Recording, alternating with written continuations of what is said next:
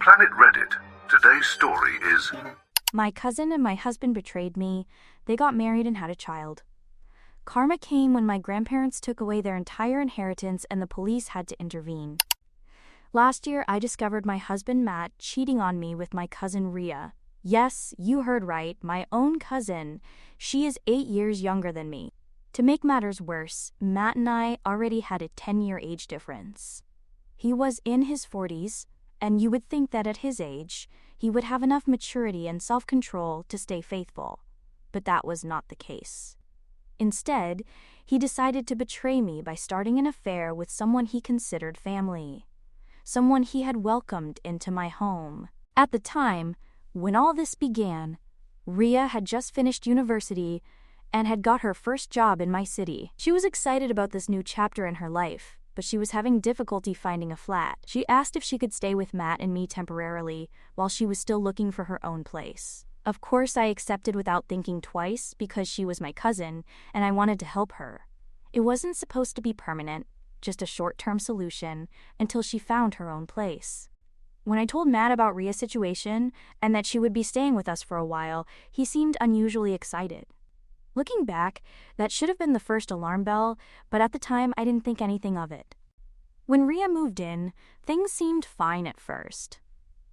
During her first week with us, Matt couldn't stop complimenting her. He made such a fuss about how beautiful she had become, commenting on how much she had grown since the last time he saw her. He even mentioned that she was just a child then, but now she was a fully grown adult.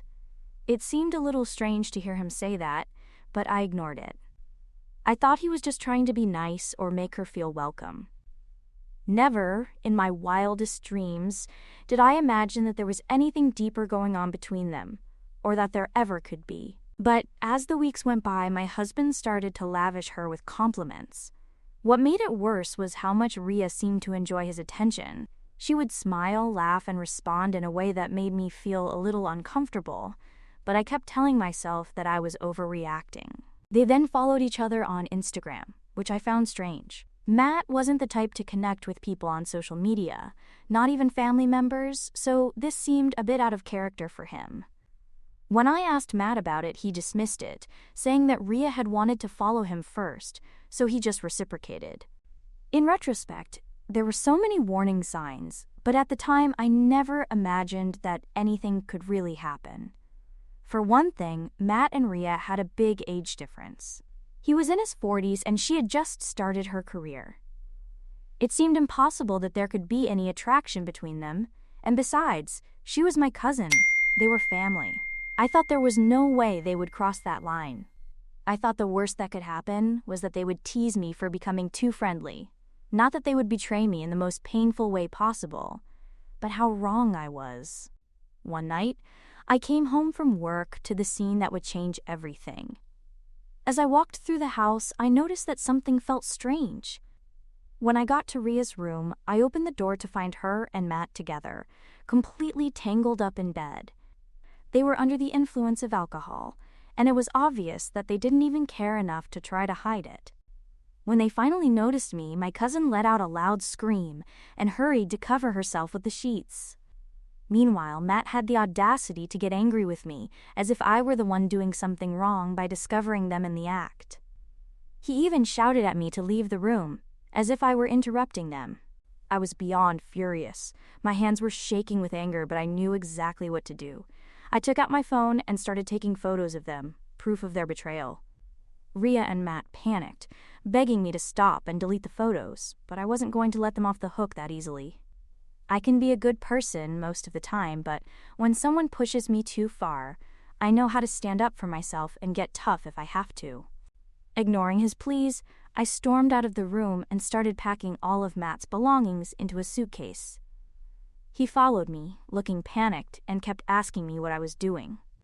Without even looking at him, I told him coldly that he needed to leave my house immediately. At that point, he changed tactics and started begging for forgiveness. He claimed it was a one-time mistake, and that they had both been too drunk to realize what was happening until it was too late. His excuses were pathetic, and honestly, they only made me angrier. I didn't waste my time or energy listening to Matt's pathetic excuses. They fell on deaf ears because I knew they were meaningless. Once I had finished packing his things in a suitcase, I handed it to him and told him bluntly to get out of my house. His pleas and apologies did not move me in the slightest. He had made his choices, and now he had to face the consequences. After dealing with Matt, I went downstairs to find Rhea, and she was sitting there, tears streaming down her face, and the moment she saw me, she started to plead. "Please, just listen to me," she cried, her voice trembling, but I wasn't going to let her manipulate me with crocodile tears. The betrayal was too deep, too personal. Instead of listening, I walked over and slapped her across the face, something I never thought I would do to someone I love, but at that moment, all I could think about was how much she had hurt me. I reminded her exactly who I was to her. "Do you realize what you have done to me?" I asked her, my voice trembling with anger. "I am your sister. I raised you in many ways. I taught you to ride a bike. I taught you to cook. Every Christmas and every birthday, I made sure you got what you wanted. When you needed a place to stay, I opened my home to you without thinking twice, and this is how you repay me, sneaking off with my husband in my own house." She just sat there sobbing, unable to respond, but she wasn't finished. I made it clear that there was no going back. "This is unforgivable," I told her. "You've crossed a line that can never be crossed again." Then I gave her a choice. She had 15 minutes to pack her things and leave, or I would set all her belongings on fire. Rhea knew me well enough to know that I wasn't bluffing when I was this angry. She had seen my temper before and understood that I was serious. She didn't argue or protest.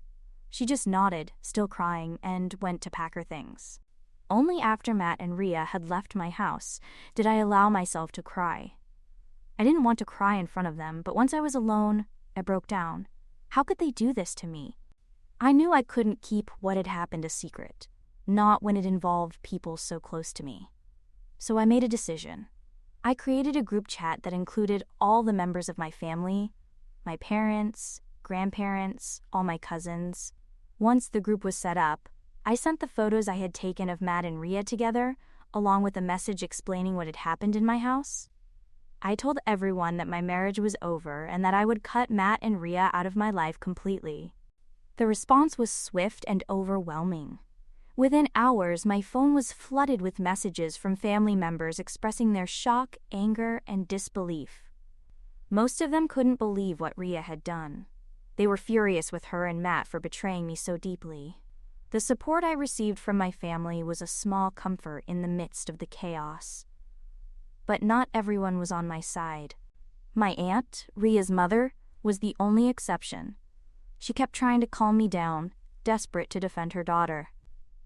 When I finally paid attention, she immediately started telling me how terrible Rhea felt about what had happened. "She's young and stupid," my aunt kept saying, as if that made everything okay. She tried to frame Rhea's actions as an error in judgment, something that should be forgiven and forgotten. My aunt even went so far as to suggest that I let Rhea move back in with me because, according to her, the family always sticks together no matter what.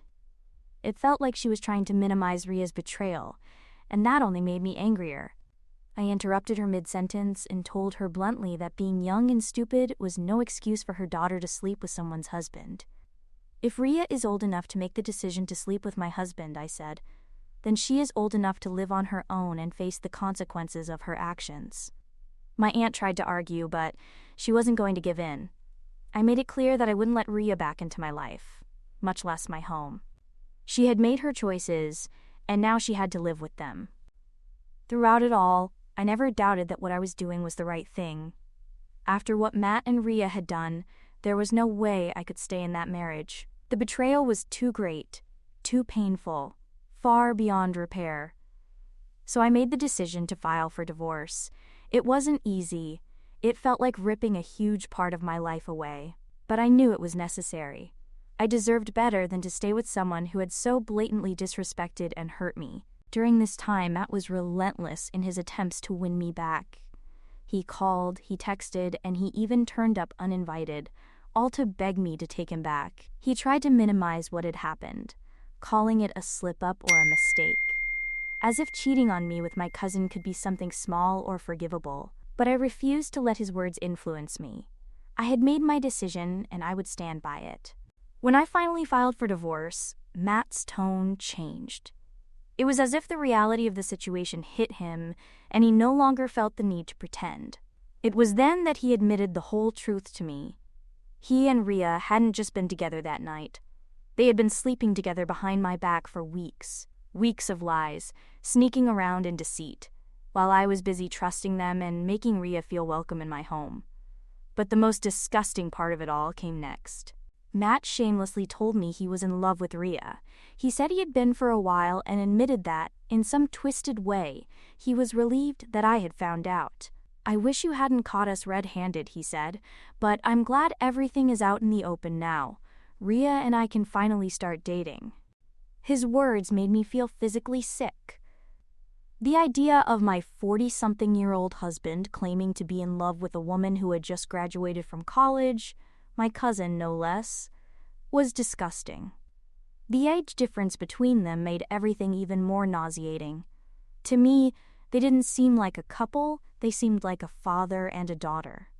And yet he wanted to go out with her, to show her off, to build a future with her, as if their whole relationship wasn't built on betraying me. At that moment, I realized that I wanted nothing to do with this. I wanted them to be together. If Matt wanted Rhea, then fine, he could have her. If Rhea wanted to settle for my leftovers, then so be it.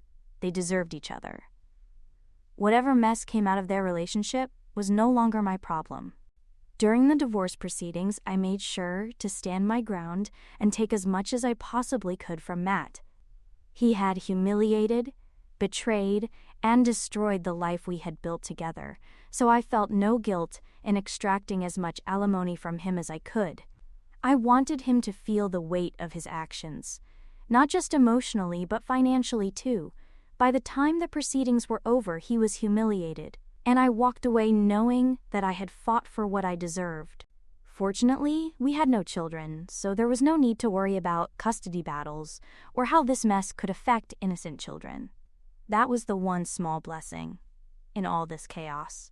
Anyway, true to their word, after the divorce, Matt and Rhea began to openly date, just as she had told me during her disgusting confession. They became a couple, flaunting their relationship for all to see. As you can imagine, this did not go down well with the rest of my family. Most of them were as disgusted as I was. My mother, in particular, was furious. She had a massive argument with her sister, my aunt, about what Rhea had done. My mother couldn't understand how her sister could defend Rhea's actions, or even support her after such a betrayal. That fight was the last straw, and my mother ended up cutting off all contact with her sister. It was a painful but necessary step. Since the divorce and all the family drama, I've been focusing on myself and trying to move on with my life. It hasn't been easy, especially because Matt and Rhea still live in the same city as me. Every day I remind myself that I've overcome the worst. I've taken them out of my life, and I'm stronger for it. Moving on hasn't been easy, but it's been worth every step. This year, Matt and Rhea decided to take their messy and inappropriate relationship to the next level. They sent out wedding invitations to announce that they were getting married. And as if that wasn't enough, they also revealed that Rhea was pregnant with his child. When I first heard the news, I couldn't help but feel a mixture of disgust and disbelief. It was hard to imagine my ex-husband, who once promised me forever, now building a life with my younger cousin. The idea of them getting married and bringing a child into this world felt like the final chapter of his betrayal. But here's the thing. No one in the family wanted anything to do with their wedding. Not a single person accepted their invitation. It was clear that they were all with me and had neither forgiven nor forgotten what Matt and Rhea had done. This, of course, did not sit well with my aunt, Rhea's mother. She contacted me, furious, and accused me of being the reason why her daughter's wedding had become such a sad and lonely affair. According to her, I had ruined Rhea's special day because of the photos I had shared with the family when I first discovered them. Listening to my aunt's diatribe was almost laughable. She told me that I should publicly forgive Matt and Rhea for what they had done, as their love triumphs over everything. That was her excuse, love. as if love could erase the betrayal, the lies, and the complete lack of respect they had shown me. She seemed to think that somehow I was obliged to repair the rift between Ria and the family, as if I were the one who had done something wrong. Honestly, her anger didn't affect me in the slightest. If anything, it made me feel validated. The fact that no one wanted to attend her wedding just goes to show that my family supported me and saw through the toxic relationship that Matt and Ria had created. I felt vindicated, knowing that I wasn't alone in how I felt about their betrayal. While my aunt tried to make me feel guilty, I felt nothing but relief to know that the rest of the family refused to celebrate something built on a foundation of lies and pain. Eventually, Matt and Ria went ahead with their wedding despite the lack of family support. They got married and, shortly afterwards, welcomed their baby into the world. Recently, my grandparents have been working on their will. They are dividing their estate and have chosen to openly share their decisions with everyone in the family. Apparently, my grandparents have chosen not to leave anything to my aunt or Ria, not a single cent, not a single property, nothing. Instead, they are giving me the part that would have gone to them, in addition to what I had already been assigned in the will. It's hard to put into words how surprised I was when my mother told me. The entire inheritance is an incredible amount, enough to completely change my life for the better. I never expected this. I'm still trying to take it all in. The reason behind their decision is clear. My grandparents know all about what Ria did to me and how my aunt blindly supported her actions. They have seen the pain, betrayal, and chaos that my aunt and my cousin brought to the family. According to my grandfather, they don't want their inheritance to be tainted by bad blood. Those were his exact words, my mother told me. Leaving anything to my aunt or Ria would feel like rewarding their atrocious behavior. And my grandparents are not the kind of people who turn a blind eye to wrongdoing. I had no idea about any of this until my mother told me. She said that my grandparents' decision was entirely their own, and neither of us had any say in what they decided to do. However, we couldn't help but feel a sense of justice in their choice. After everything that had happened, it felt as if my aunt and Ria were finally facing some retribution for their actions.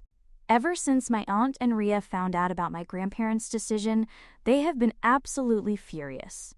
My aunt, in particular, has been trying everything she can to change the situation. She started by contacting my mother, begging her to intervene on their behalf.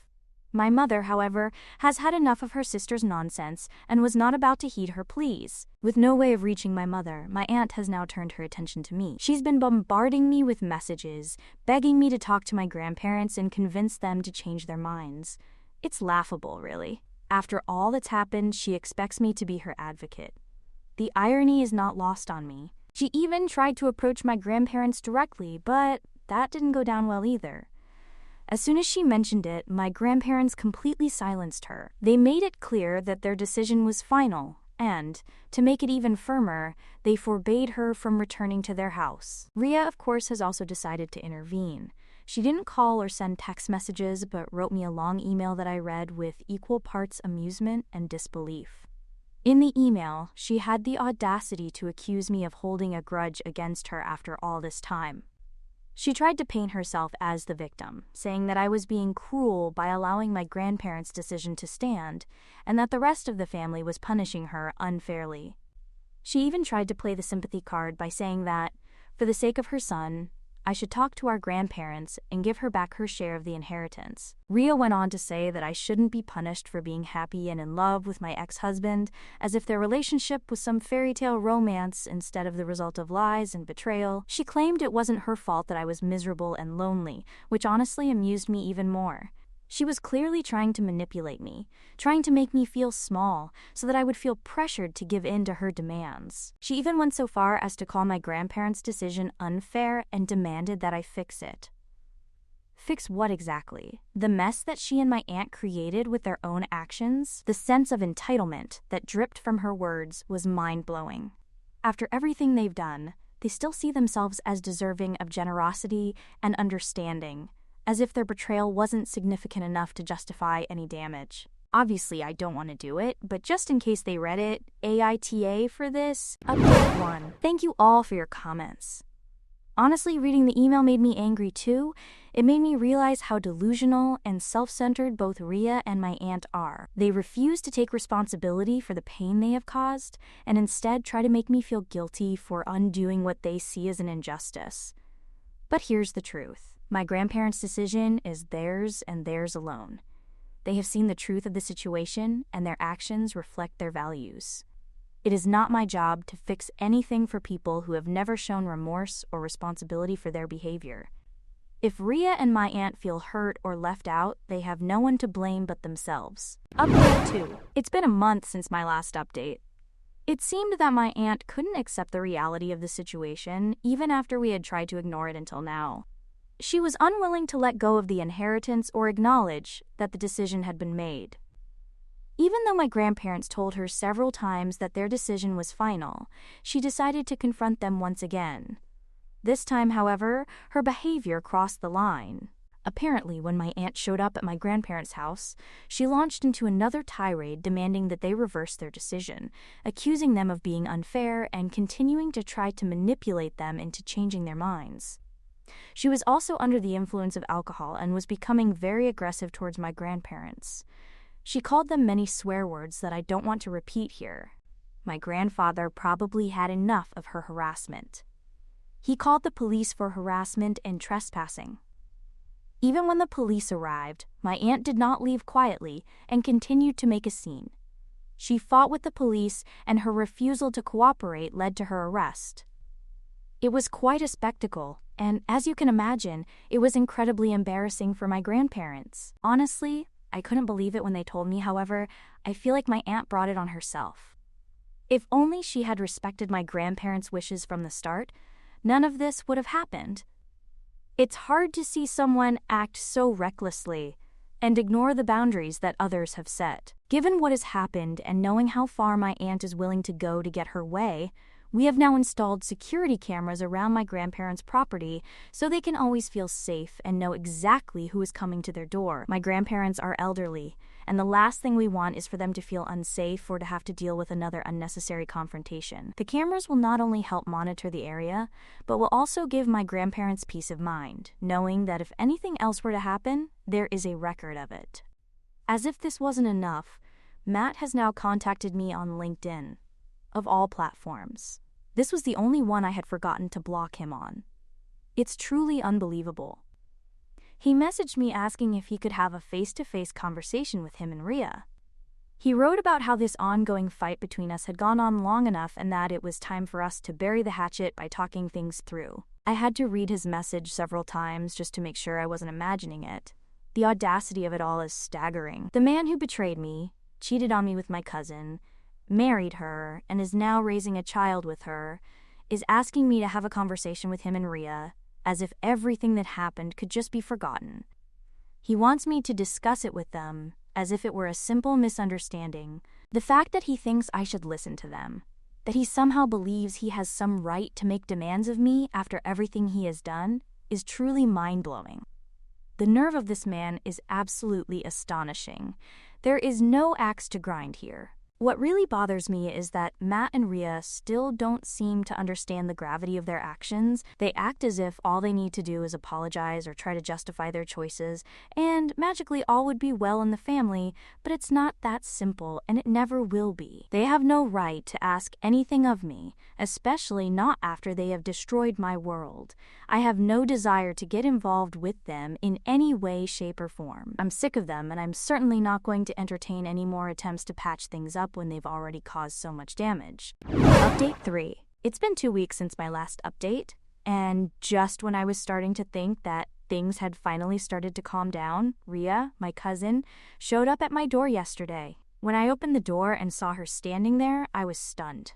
I wanted to slam the door in her face and be done with it, but Ria immediately started begging me. She begged me to listen to her, saying that she knew how much I hated her, but that she just needed a few minutes of my time. Her tone was desperate. I could see the emotion in her eyes, but that didn't change anything for me. I firmly asked her to leave again, which is when she tried to scare me. Ria said that if I didn't listen to her, she would keep showing up at my door. This, of course, was meant to pressure me into talking to her. She thought that if she kept showing up at my house, I would eventually give in and have that conversation she so desperately wanted, but I wasn't going to let her manipulate me like that. I told her directly, bluntly, that if she continued to show up uninvited, I would call the police. The moment I said that, I could see her expression change, her face wrinkled, and I could tell she was struggling to hold back tears. I didn't feel sorry for her, though. If anything, I felt more anger than pity.